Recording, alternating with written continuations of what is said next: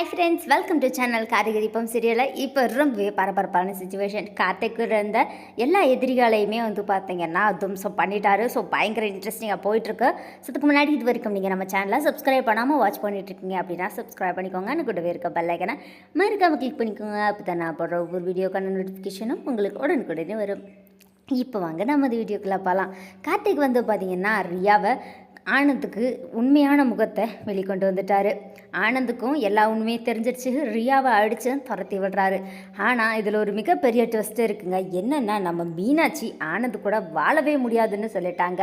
ஏன் அப்படி சொல்கிறீங்கன்னு சொல்லி எல்லாரும் கேட்கும்போது, உங்கள் பையனுக்கு நான் வேணுங்கும்போது வேணும், வேண்டான்னா என்னை தூக்கி எறிஞ்சிடுவார், நான் ஒன்றும் டிஷ்யூ பேப்பர் இல்லை அப்படின்னு சொல்லி மீனாட்சி பயங்கர ஆக்ரோஷமாக பேசுகிறாங்க.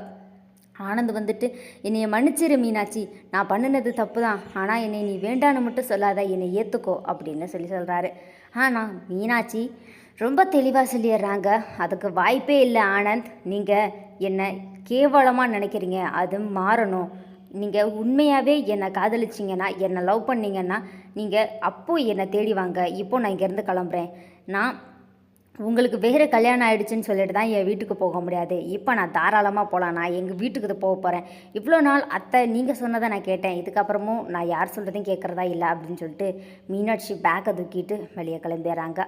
ஸோ அபிராமி கார்த்திக் என்ன பண்ணுறதுன்னு தெரியாமல் முழிச்சு 2 பேரும் இல்லை நீ இங்கே தான் இருக்கணும் அப்படின்னு சொல்லி பேசி மீனாட்சியை இங்கே தங்க வச்சிட்றாங்க. ஆனால் கார்த்தியும் ஆனந்தும் பார்த்திங்கன்னா என்ன பண்ணுறதுன்னு தெரியாமல் கஷ்டப்பட்டுட்ருக்காங்க.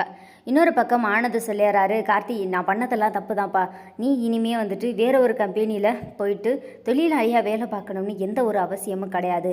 நீ இனிமே நம்ம கம்பெனியோட எம்டியாகவே இருக்கலாம். இந்த போட்டி பொறாமைகள் எதுவுமே நமக்குள்ளே தேவையில்லை, இதெல்லாம் தேவையில்லாமல் நடந்த விஷயம் அப்படின்னு சொல்லிடுறாங்க. அடுத்த நாள் கார்த்திக் மாசா எப்பவும் போல் பார்த்திங்கன்னா கம்பெனிக்கு கிளம்பி போகிறாரு.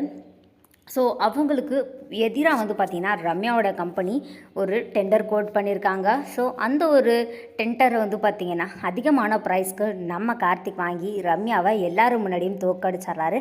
ரம்யா கார்த்தியால் ஜெயிச்சுக்கிட்டே இருப்பாங்கன்னு நினச்ச இடத்துல ரம்யாவை கார்த்தி தோக்கடிச்சு அந்த ஒரு டெண்டரை வாங்கிடுறாரு.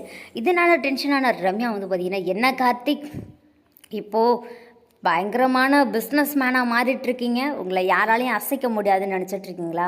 உங்களுடைய சரிவு ஆரம்பமாக போகுது, உங்களுக்கு எதிரியே நான் தான் அப்படின்னு சொல்லிட்டு சவால் விடுறாங்க ரம்யா.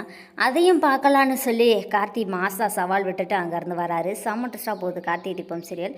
இந்த வீடியோ உங்களுக்கு பிடிச்சிருந்தா லைக் பண்ணுங்கள், ஷேர் பண்ணுங்கள். ஓகே ஃப்ரெண்ட்ஸ், தேங்க்யூ ஃபார் வாட்சிங்.